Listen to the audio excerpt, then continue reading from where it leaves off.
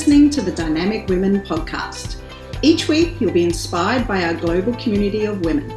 They'll share with you tools and stories to help you be dynamic in every area of life. Here's your host, award-winning coach, and the CEO and founder of Dynamic Women, Diane Rolston.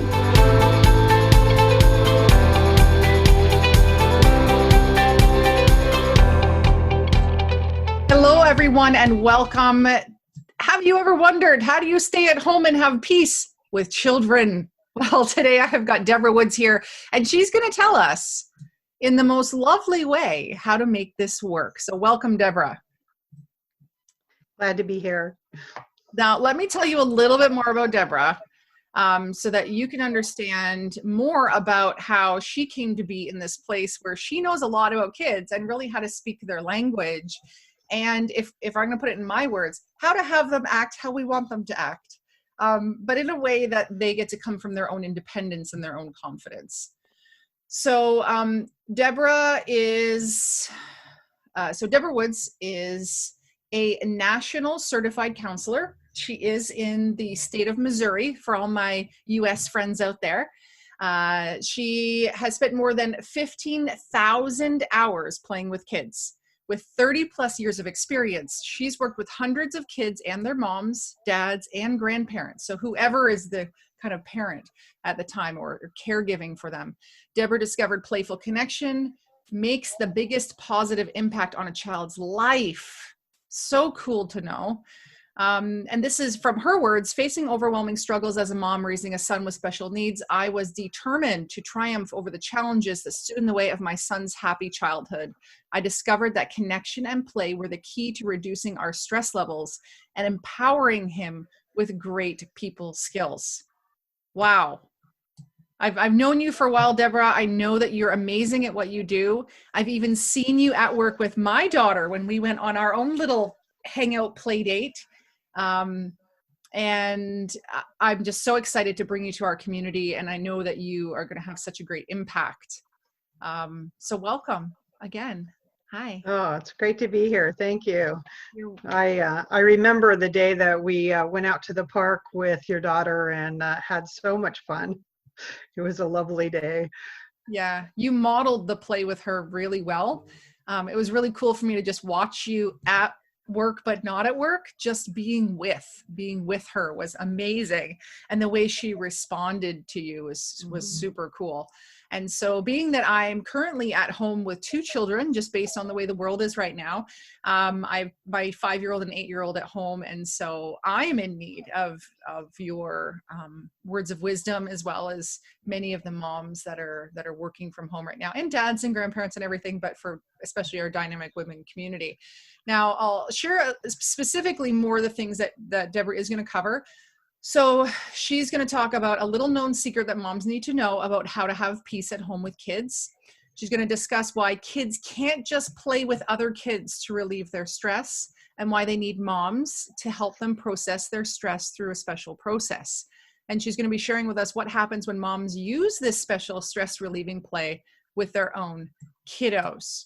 So I love that your language already in what you shared through the write-up is, very accessible to us. And I trust that you're going to kind of continue on that path so that we can really understand this magical language that you seem to have with children. To start us off, what kinds of things do you help moms with?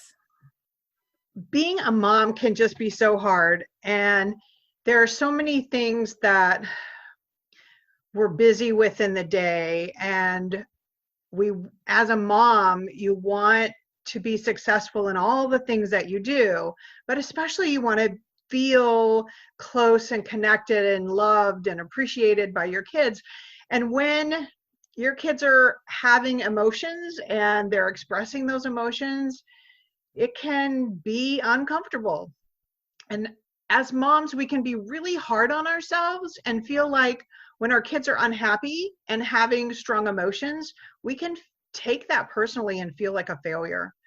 And so I help moms with how they can help their kids process their stress, how they can manage their kids' uncomfortable feelings and still stay in a place of confidence, of knowing that it's okay for their kids to have uncomfortable feelings, and that they can respond to those feelings in a way that they are confident that they're still a good mom, even if their kid's not happy at the moment. Mm. Yeah. Yeah. And what I find too is that, and this is just in my dynamic and what I've seen in my friends, is that the mom tends to get the worst of it. Oh yeah. In families where the mom is around more often. And so that's at least the case in my family. I often, my kids, give me the worst of it, because I'm the one that has to lay down the law more often. And I'm like the less fun one, because I'm making them do stuff where my hubby can kind of just stroll in at the end of the day and be silly with them, and that, where I'm like, sit down and eat your dinner. So it's a different dynamic for sure. Yeah, and there's another element that comes into play with that, and that is that we as moms love our children unconditionally, and they know that. So we tend to be that safe place for them to come in and unload everything on us, take it out on us, because they know that we're still going to be there, we're still going to love them, even if they're not so nice to us all the time. Okay, I'm self-managing hugely right now because we've had some trouble with my son, but I'm going to take us through the other questions, and I'm going to see if I can kind of come up with my own answer. And if not, I'm going to ask questions at the end, if that works. And for anyone else who is joining us live, feel free to pop in the chat room any questions that you have, so that we can, have Deborah answer the pressing questions that you have. And know that at the end, Deborah will share with us some resources that she has that can definitely take you ahead, and you can access it from anywhere you are, which is super important. But there's going to be lots of value that she gives today as well. So play is a big thing. So what happens when parents play with kids in this special way that you teach? So there's 7 benefits that I want to highlight that parents get. And the first of those is that when parents play in this special way with their children, it actually heals the stress and trauma of the day.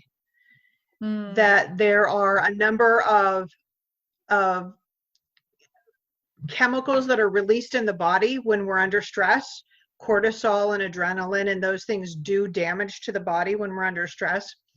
And so some of the things that happen in play actually heal that. And so when we look at, whenever we are playing in this way with our children, it creates a lot of joy. When kids come into my playroom, they are very happy to play with me in these ways. And so what happens is a lot of joy and happiness is generated. And when that happiness and joy is generated, what actually is happening in the body and in the brain is the brain is releasing dopamine. Dopamine is the joy hormone. And that joy hormone actually physically helps to heal and counteract the effect of cortisol and adrenaline. And so scientifically, you're actually creating what it takes to physically heal and create health and well-being in your children when you play with your kids in this way. The other hormone that combats the stress is the love hormone, oxytocin.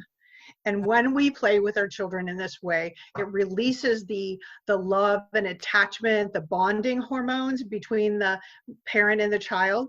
And again, those counteract cortisol and adrenaline in the body and create that sense of being able to heal from stress. Like, how cool is that? Amazing, amazing. And before you go through the other 7 benefits, I just think it's really important to, you talk about special way to play. And can you just kind of briefly describe, I know you have like a proper process to teach this, and you have a program that really goes into detail so that it's really easy to follow. But I think that it's very important that the listeners today really know that it is not just a parent playing a game with a child. So can you just define that so that this special way of play is really understood? Because that's part of the trick to this. Yeah, that's the real trick. In the special way that we have of playing with children, it's a way that puts kids in charge. It puts them in charge of how they're going to play. I talk about kid-sized decisions versus mom-sized decisions, and how a child plays, what they choose to play with, how they choose to spend the playtime. Those kinds of things empower the child and puts them in a situation of making a lot of choices and decisions on their own. When we come in with acceptance and follow their lead, allow them to tell us how they want us to play, and follow along with them in a way that has a lot of awe and wonder to it, a lot of really respecting them and accepting them. Of course, there's some limits that need to be said, and I teach how to do that. There's some specific things that go around making it safe, and I set the guidelines for that. But when we recognize kids' feelings, when we create an environment that gives them permission for this special time, not all the time, just for this special, specific time, they know that they have this room to just be themselves and to play any way that they want to, as long as it's safe. And in doing that, that gives them the opportunity to then play out their stress. And if you watch kids when they're playing during this time, because of the freedom that we're giving them and the communication that's set up between the parent and child, they will play about the things that are on their minds. Yeah, that's awesome. And I wanted to make sure that that was said, because I can remember years ago when I met you and I started to learn about this process of play in a special way, my husband would say, well, I'm going to go play with the kids. And his idea was, let's go play sports in the park. Like, I'm going to throw a ball to you and you're going to catch it, or you're going to hit a ball. And so it was a very controlled by the parent type of play. Yes. We're going to play a board game. And so it was very controlled. And so once I heard about this, I was like, oh, this is different. Okay. Yes. So take us through the other benefits, because this is the buy-in for us to really like, okay, I see where the peace comes from. I see how this is helpful. Yeah. Well, so that actually leads us into the very next benefit. One of the things that causes depression and anxiety in children is this sense that they feel powerless, they feel helpless.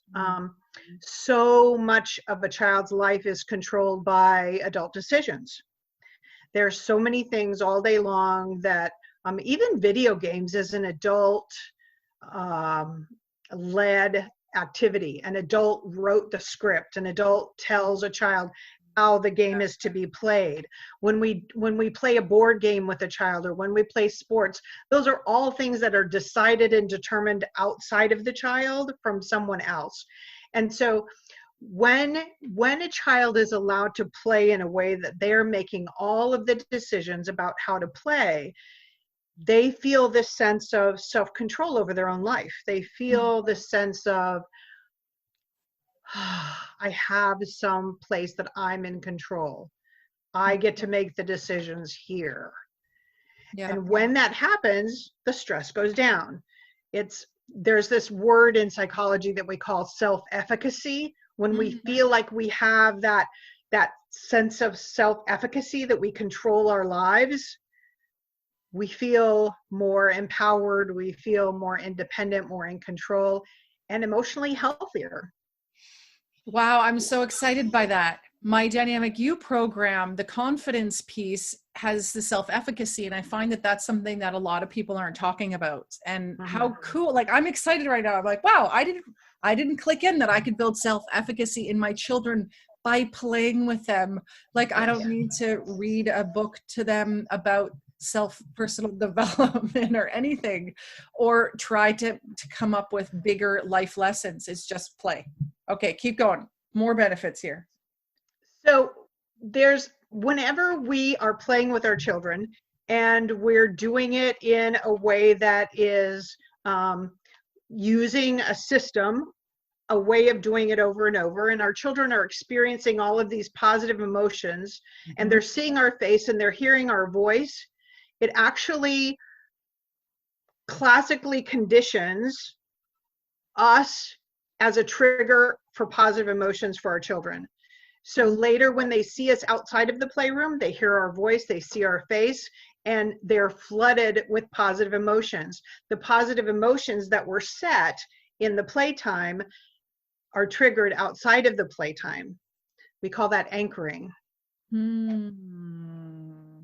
So later when I'm telling them something they have to do, they're more likely to associate me and my voice with happy things rather than the discipline person, the one who's telling them what to do.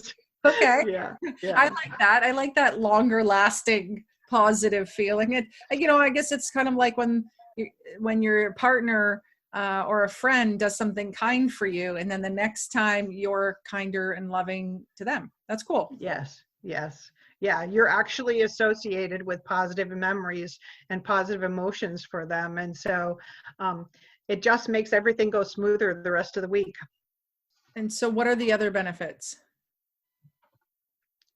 When children are empowered with play, when we come alongside of them and give them a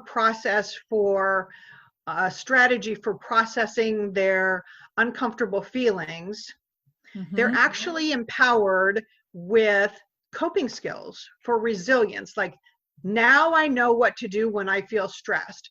I often hear kids say,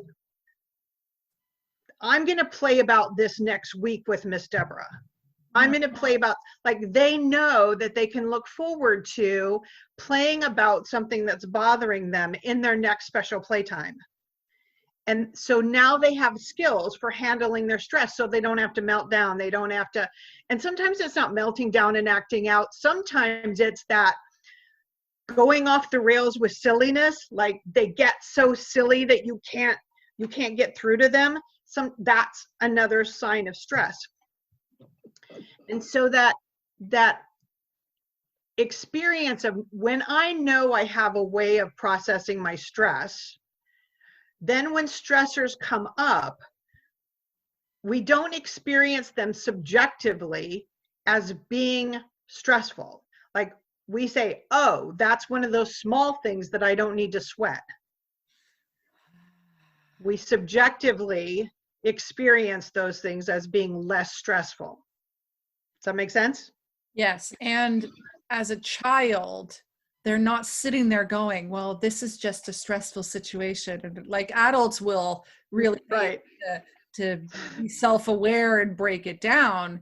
And I was laughing when you said silliness, because that is a huge thing in our house. And actually I catch myself saying, stop being so silly.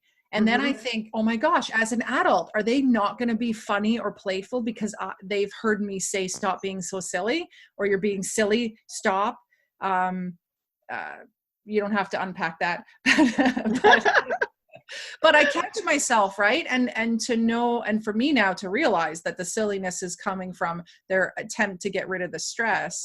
I'm imagining that with more consistent special play, that my child will be able to say, when's our next playtime? Yeah. Or I'll be able to say, do you need a playtime? A special. Yes. Okay. Yes.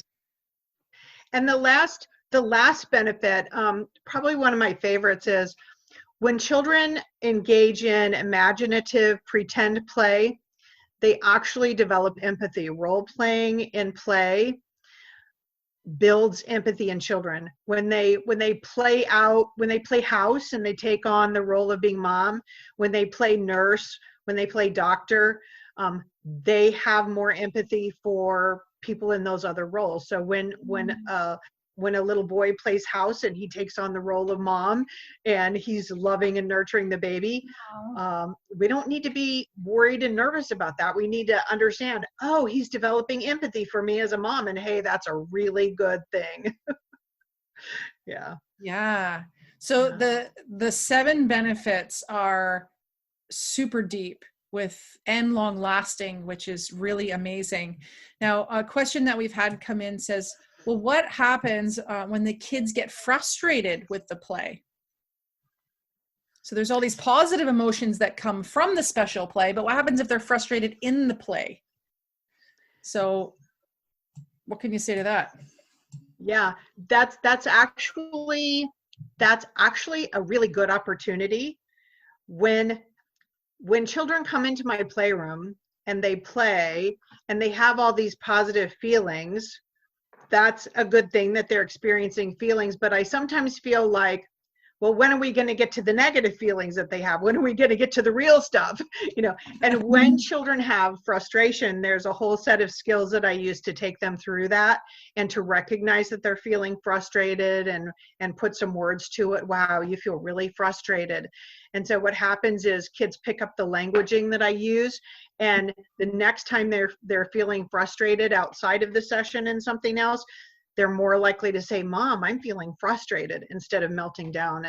And I'm still, after 30 years, surprised when parents come back in and say, yeah, my kid is like not melting down. They're like using their words. And I'm like, yep, it's that pairing of the feeling word in the play session when they're feeling the feeling that equips them. We can sit them down and show them worksheets and talk to them about the feelings all we want to, but they don't have the brain development to understand it.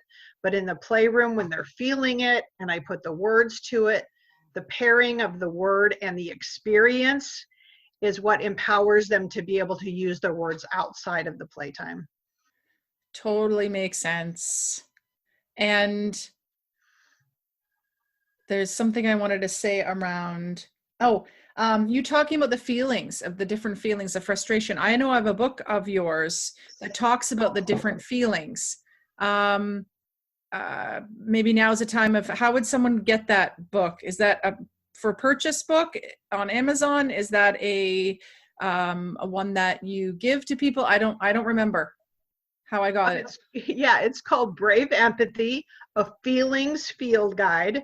Awesome. It's actually a combination between a photo picture book. If you just look at the pictures, the research shows if you look at positive pictures, it can actually help you to adjust your feelings towards feeling better.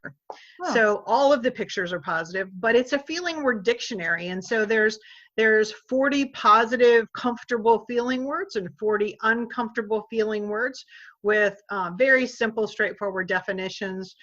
It's designed for adults. It's not designed for children, but it's designed to help parents enlarge their feeling word vocabulary. I actually found I was stuck on 2 or 3 feeling words in the playroom, and I wanted to expand my own feeling word dictionary, feeling word vocabulary. And so I wrote the book. Perfect. And how would someone get that book? It's on Amazon. Perfect. And I'll give you a link. Yeah, that'll be in the, for the podcast, it'll be in the show notes. And then we'll make sure people know how to get a hold of you at the end as well. Cool. Okay. And actually I'm going to have my husband read that one too, because I think, and I'm going to make a general stereotype here. A lot of men don't know all the feeling words as well. And so I think that would be good for him and for me to do a refresher on that. My husband has 2 feeling words. I say, honey, how do you feel? And he says, I feel good. Honey, how do you feel? I feel bad. So I say, what flavor of good? what flavor of bad? True. Very true. Or what? I'm fine. That's often what I get. So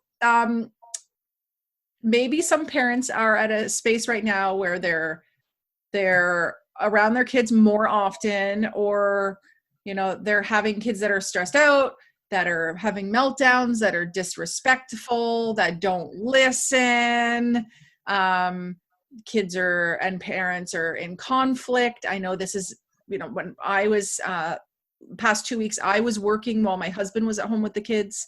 And it's been very stressful, and negativity and all that. So with that, my son even started hitting, which is other than him hitting with my daughter, obviously he loves to bother her, and he's 5 and she's 8, and he loves to push her buttons and bother her, and just that whole dynamic. They're around each other all the time. I keep saying, let's take them outside. Let's run them around so they can get rid of that. But why is it that kids can't just play with other kids and get rid of these feelings? Like, what's going on there? Why do I have to be involved? Why can't they just do it? What's happening there?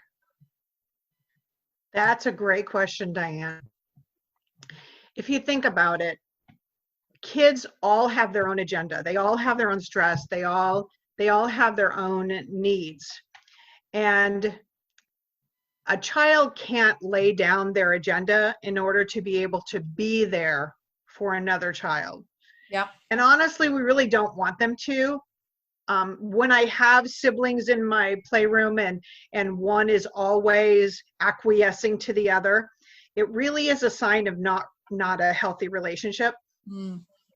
But as a parent, we can understand that our children are stressed. We can understand what they need.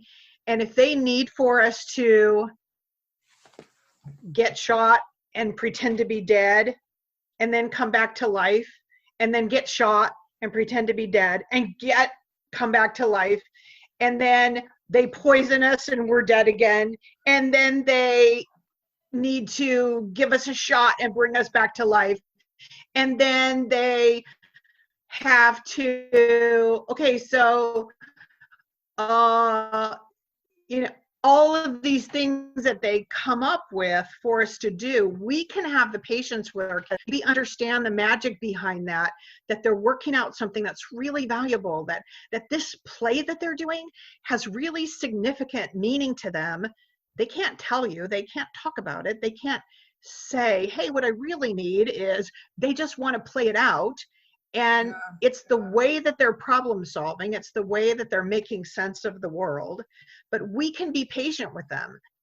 A lot of conflicts between children when they're playing is because I want to have my turn. I'm tired of always losing. Well, we as an adult can be resilient enough. If we need to lose the sword fight 100 times, we can lose the sword fight 100 times because they have a need to win. And so whatever that need is, we can hold space for them to do that. We can be strong enough in ourselves to be able to lay our agenda aside for 20 to 30 minutes once a week to be able to do this. Whereas other kids can't do that for one another. They all have their own needs, and they don't have that same understanding to be able to do it for one another. And so it takes some higher level skills than what they're able to do for one another. Besides, when we do that for our kids, we have this window into their soul that we get to see their perspective of what they think about themselves, what they think about the world, what's on their mind, what are they feeling. It's a way of understanding what they're attempting to communicate and what they're working on. And if we're not there to see it, we're missing out. Yeah. And if I can share just with an experience, the past couple of weeks, my husband being with the kids, like, God bless him, he struggled like a lot. And part of it, he was trying to do his own agenda, trying to do stuff on the computer and the kids were trying to get his attention. And so there's a lot of hitting and yelling and screaming between them. And it just broke my heart. But I also know that I get frustrated as well. And so the one morning I normally have been jumping on these 8 a.m. calls with my community, and he comes in the room, my son comes in the room, and I attempted the, adult talk of what's going on, buddy? And like, what are you feeling? And he had nothing to say, nothing. And I went, oh, what would Deborah do? Wouldn't try to talk to him. That's silly. Duh. But in the work I do, it's like, well, let's get to the bottom of this and let's help you. And so I thought, okay, what can I do? I can play. And so we did this, like, he pulls the covers over our head. We're hiding because there's a dragon coming. And again, A-type in me is like, how many times do we have to hide from this dragon? Like, can we move on from this? And I was like, what would Deborah do? Deborah would just go along with the game. So here we are, like, getting all hot with your face covered. But I'm like, okay, what's happening now? And he's like, shh, we can't talk. I'm like, okay. And then we're safe and then we're not, and then we're safe and we're not. And it kept going and it kept going. And so remembering, I'm glad you said that, remembering that just for this 20, 30 minutes once a week, that's all it takes, 20, 30 minutes once a week, let them make the rules, let them be in charge. And playing that time, I didn't actually say this is your special playtime. I just like went with it. But at the end, he was calm. Yeah. At the end, he talked more. And I was like, oh, okay, yeah, this does work. And my daughter is a bit of a boss, like I can be. So when they play, she's making the rules. She's telling him what they're going to do. She's coming up with the ideas that he has to be silent. So to let his imagination roll, and for me to just suck it up that we were like breathing each other's hot air for 20 minutes under the covers, like whatever. It made life easier. And so I think the big thing that I want to make sure that everybody hears is it's only special play 20 to 30 minutes and you can have that peace. That's the big thing here. Now, before I go into my other questions, we do have another question I want to ask, but did you have something else you wanted to share there? Yeah, I just wanted to say with what's going on in the world right now, this piece that you're describing, that play is so typical. Like I'm doing a lot of telehealth play sessions, and what's happening in telehealth is the children are taking the cameras, and we're having earthquakes. The world is all shook up, and we're doing a lot of, they're bringing their cameras under their covers. And I actually crawled with my computer under a table the other day, and we just laid in our safe places and laid our heads down in our safe places.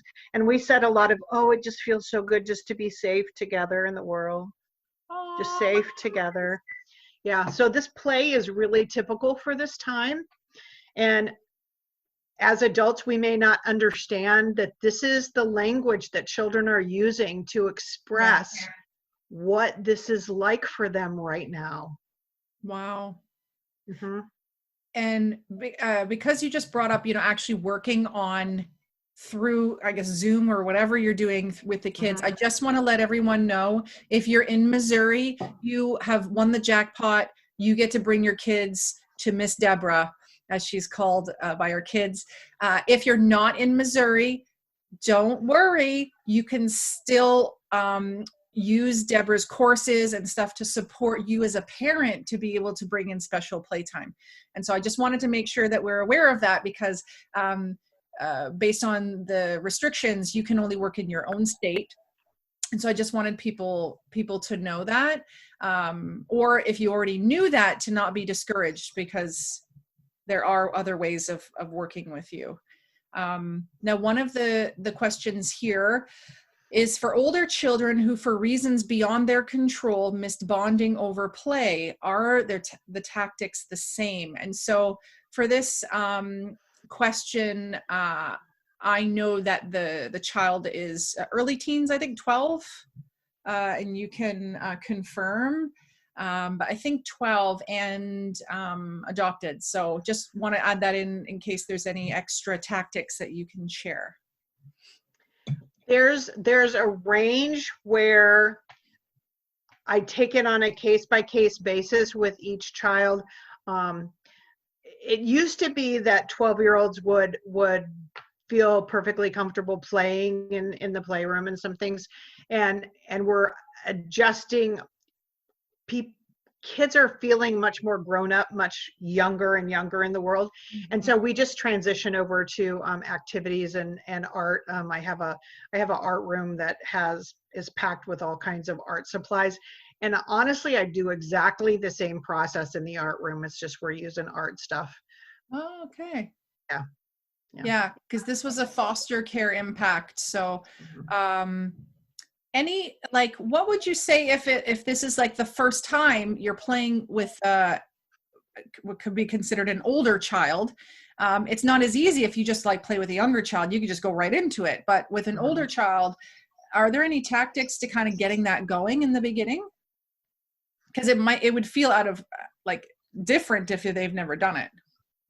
Right, and it has to do with just presenting, like you ask them like what they like to do, what kinds of things do they enjoy doing, and sometimes they like throwing a ball around. Sometimes we play soccer. Sometimes we're just kicking the ball around and they're making up their own rules. Or sometimes they want to use an art canvas and paint something.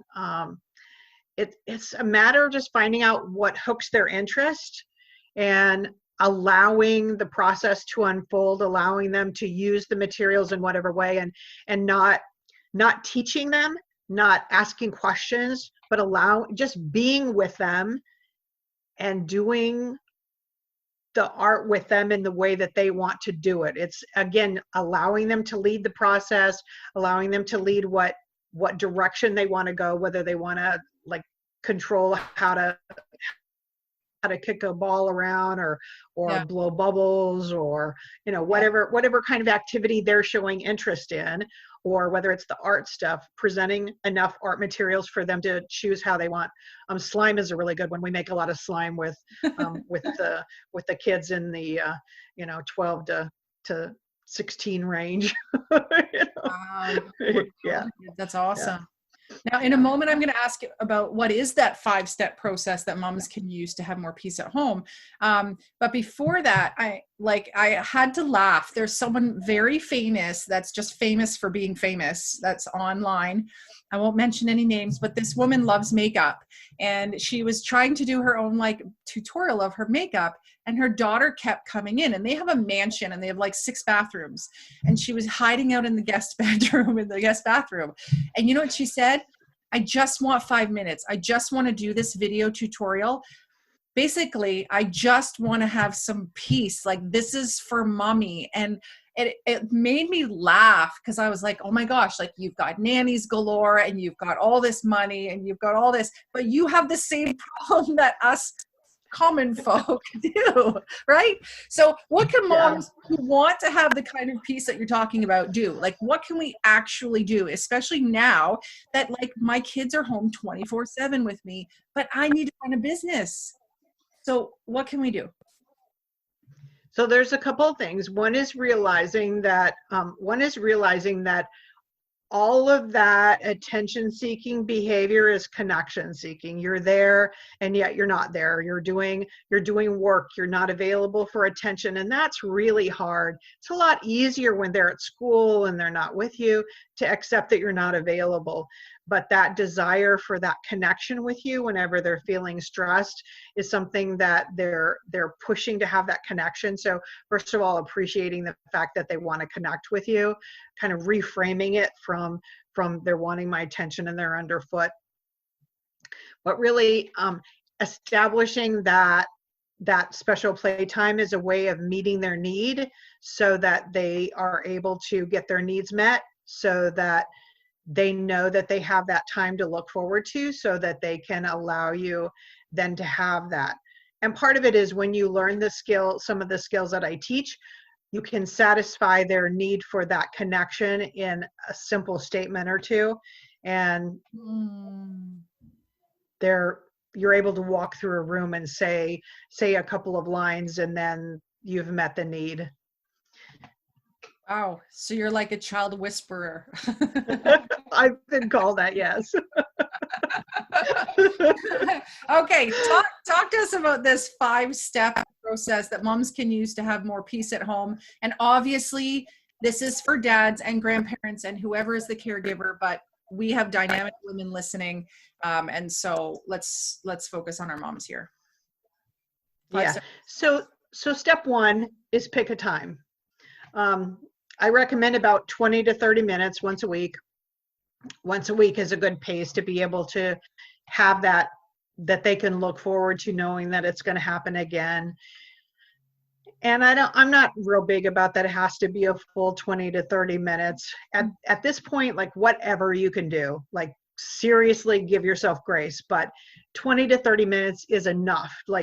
It's enough to know that you don't have to do it for any more than 30 minutes to get the results. So pick a time. Then you're going to pick a place. Where are you going to have your special playtime? And you want to pick a place that's safe. You don't want to pick a place that's got, like it's a museum. They're going to break stuff if they get wild and crazy in the space. So you want to pick a space that's fairly safe. It can be an inside place. It can be an outside place. Pick a space, an environment. Then you're going to choose, then you're going to allow kid-sized decisions in that playtime. You want to have your mind set up that in this time, there's lots and lots of ways that kids can decide for themselves how they're going to be. And I take it so far as if they are calling a truck a dinosaur, so what? They get to decide. So I really encourage kids to just decide all those things. And the way I allow them to do that is I just don't decide for them. I trust that they can do it. And it's just a matter of just allowing it and accepting it and just making room for that. Yeah. And a lot of that has to do with just not correcting, not teaching, just allowing. So we're picking a space, we have our environment, we're allowing kid-sized decisions. And part of my program, I go through what's a kid-sized decision, what's a mom-sized decision. I get really clear about all that. And then the fourth step is to come along. When the child is leading the play, they're making the decisions, it's our job to come along with them and to join in that when they invite us to be a part of it, to and then the final step is to engage. It's an active process. It's not sitting back and being passive. There's a way of engaging with our words, what we say to kids. A lot of times I watch parents, parents tend to post a lot of videos online on Facebook and stuff, playing with their kids. And the one piece that's really missing is they don't know what to say. They don't know what to say. And so I have a way of responding to kids' play, and I teach that in my program so that people know, like, what do you say to kids to stay actively engaged so that you're not just sitting back passively saying nothing.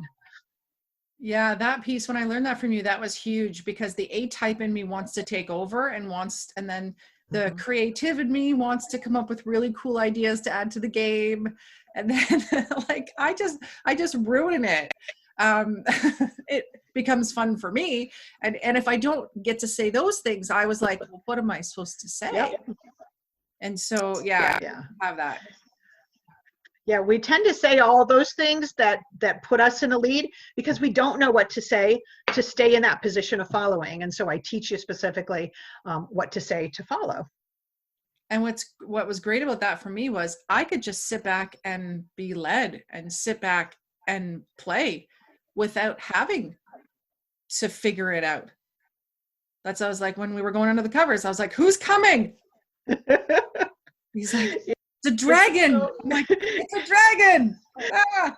It's so relaxing to just it's so peaceful just to relax into allowing our child to lead us into this place of their imagination, knowing that it's purposeful and it's meaningful and it's like they're literally taking us on this journey that's important to us, that we can just relax and trust them, knowing that they're perfectly capable of leading us in this land of imagination that they're taking us into. Yeah, they get to pull us along rather than us having to push to make it happen. Yes. Yeah, so nice. I really appreciate you sharing that 5-step process, kind of the surface level of it. And I know that you go much deeper. How can people get your 5-step process? How can they actually learn what mom and kid decisions are? How can they learn this language? Can you share with our listeners how they can get this from you? Yeah, I put together a mini course that they can, it's about an hour of training broken down into really small bite-sized pieces. Most moms I know don't have an hour to sit down in front of a video and learn a process. And so I broke it down into small steps that they can be able to take it at their convenient moments. But within an hour of time, you've got that training. And I condensed all of my 30 years of expertise and training and all the things that I went to and said, what do they really have to know to be successful at just getting started and to have a really enjoyable time with this, knowing that of course there's much more that you can learn and I have other ways you can engage with that. What do they need just to get started, to get some relief now? That's what I put into the program. Yeah, that's awesome. So yeah, because I know you have a bigger course. What's the bigger course called for those who want to like dive in and like really get into this? Yeah, my larger course is called Playtime Power, and in that I go into the really nitty gritty, how to keep it safe, how to set the limits, how to use a 3-step process for, you know, if they're trying to break the toys, if they're violating my personal space, like what do I say? How do I say it? Like all those details are in that big program. Make peace, the 5 quick and proven steps struggling moms need now. Yes. So this and again, I'll give you a link. Yeah, it's the quick start guide. And so, you know, a while back we had another woman come on who does homeschooling, has homeschooled for 13 years, really helping the moms who run businesses to get their kids doing the schoolwork. And this is why I really wanted to bring you on, because I know, as you know, one of our listeners right now is saying the stage whisperer, the child whisperer, right? That you have this expertise and this gift, and it makes parenthood so much easier. I was hearing a person online who has a massive following. He said that what kids are missing is discipline. There's no discipline now, right? We don't spank our kids anymore. And it made me think of you. And I thought maybe it's connection. Like, we are just not connected to people around us. And this goes for everyone, not just kids. We're not connected because these friggin' things right here, our faces are glued to our phones and our faces are glued to our computers, and that connection piece is gone. And so that's why I felt it's so important to bring you on. And with what's going on right now, with people being around their families 24/7, we need this quick start guide to get going, right? We can then do this now and then dive into the bigger program later once we kind of at least have this started. So we will have all the links to be able to pick that up. But what is the price point on that? What's the investment for this mini course, Deborah? The mini course is $97. Awesome. So that's like a no-brainer, especially my kids' softball has been canceled. All the camps have been canceled. All the other stuff I pay for with my kids has been canceled. So that is such a thank you for bringing such a generous gift of the investment there being just $97. Really appreciate that. And I appreciate you giving us the 5-step process plus the 7 benefits of play. Now is the time for anyone listening who is with us live. If you would like to ask a question, if you would like to share what your biggest takeaway was right now would be the time to do that. As you're typing into the chat room, would love, Deborah, can you just verbally share what's your website, what's any other social media, your email, any way else you want that people can get a hold of you, and a reminder of your free resources that people can access as well. Or you can find me on Facebook at facebook.com/Deborah, DEBORAH Woods, WOODS NCC, Deborah Woods NCC. And what's NCC? National Certified Counselor. There you go. Yeah, Deborah Woods NCC. My website is magneticmoms.com. If you go there, I have a resource page. I actually have a really popular translation guide, all those things that kids say like, I hate you, what they really mean, because they can't really express their feelings very well. They say those kind of things, but what do they really mean? And so it helps you to translate those kind of things. That's awesome. And then we'll have the link for the podcast, the show notes, and that's so that that you can get access to the 5-step process or the power play. Playtime Power. Playtime Power. Thank you.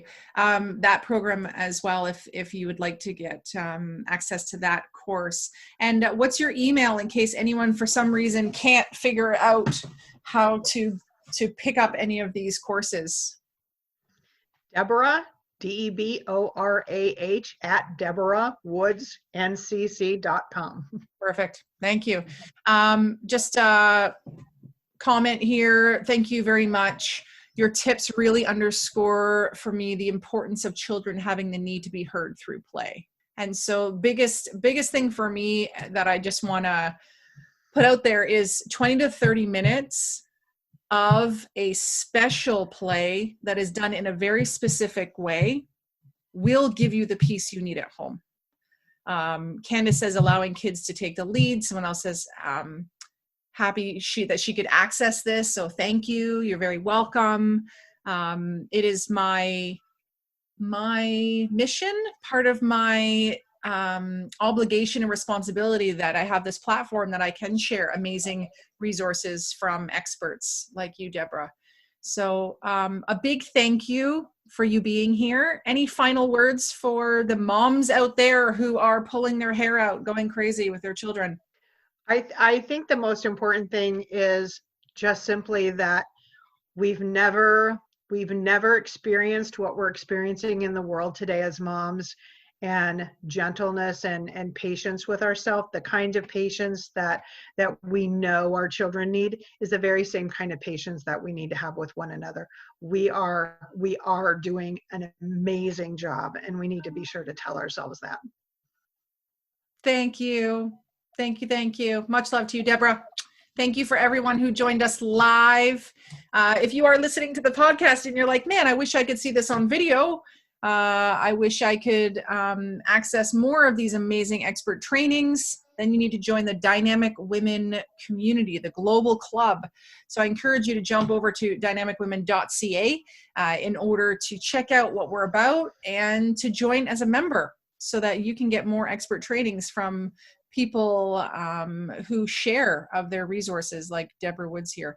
So another final thank you to you, Deborah. Thank you for sharing with us. Thank you for just your passion in the work that you do. I've seen it for many years now, but also what I see in you is that you truly live this place of connection. You live in this place of respect, of honoring, and you do that with all the adults you meet as well. So thank you for that. Thank you. A big mwah. Okay, thanks. Thank you, Dynamic Women, for joining us today. Please hop on over to iTunes to subscribe and leave us a review. Who do you know who needs to hear our message? We'd love it if you'd share our channel with your friends and family. If you're ready to be more dynamic, have more balance and more success, head over to www.dynamicwomenclub.com/free gift for your Key to Success book. Stay dynamic.